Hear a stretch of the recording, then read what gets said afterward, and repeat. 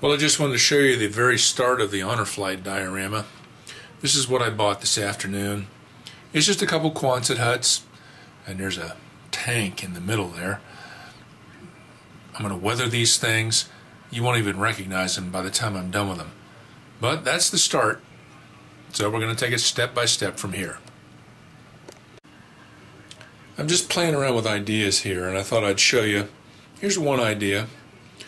The Quonset huts are going to be sort of down below. Up in here, I'm going to have more of a ridge line. This is going to be higher. And so it's going to look like the railroad track is kind of past the Quonset huts by, because they're going to be rusted and completely weathered. But this may be the end result, this may not. I just wanted to show you what it looks like when I'm just kind of playing around with ideas. Well, after playing with this thing for a few minutes, here's what I've got so far. The Quonset huts are next to this ridge. The track is going to be on top there.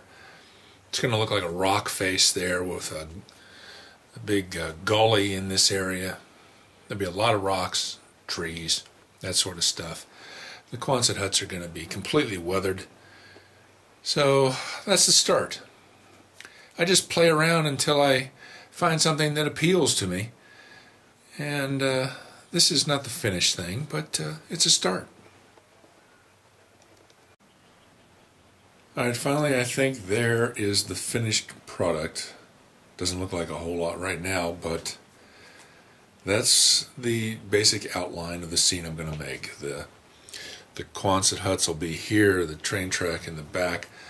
There's kind of a interesting little ravine that I've kind of created there. That'll look like a bunch of very rugged rock when I'm done, and trees here and there. So this is the scene as it stands right now, and we'll start to apply the plaster and everything else soon. Well, you can see I've got all the ingredients here.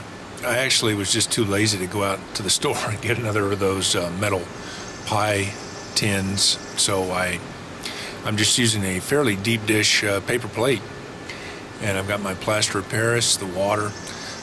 This scene will not have a whole lot of this on it. It's going to be mostly Sculptamold. But I'm going to apply the plaster of Paris and paper towels here and there, and the Sculptamold will be the basis of the whole thing really later on. The plaster is pretty easy to use, really, as long as you're willing to make a big mess of yourself.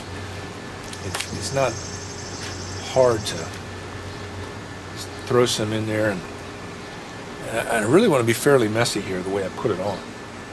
It's not going to be It's not like sculpting an art form here. I'm doing a basic outline of things, but I'm basically making a mess at the same time because the outside is a pretty messy place.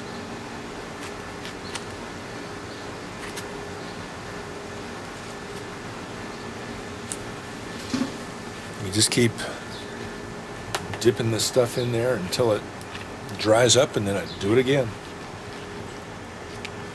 It's the right mixture of water to plaster that really matters. I like it kind of wet, but not too wet.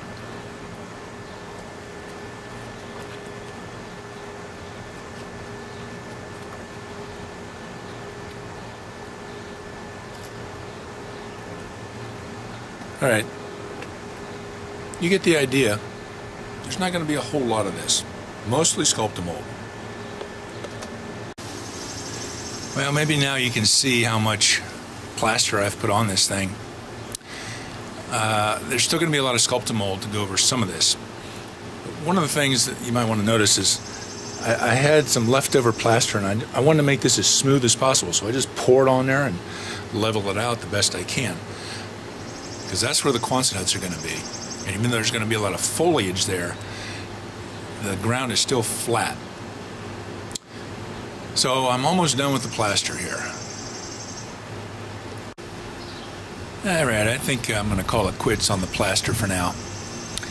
there's still some Sculptamold to put on there, and maybe even some plaster at some later time. But right now I'm just going to let this dry.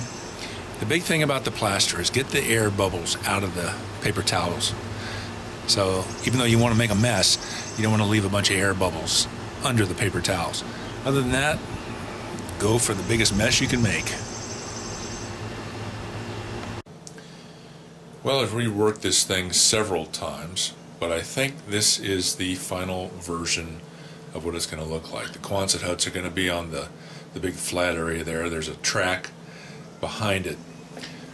Now up top, I've got kind of a rocky area here, and up top I'm going to put a water tower. Now, one of the bizarre things I've done, I don't know if you can see this, it says Dodge on it. I could have gotten what was sold as an official U.S. Army water tower.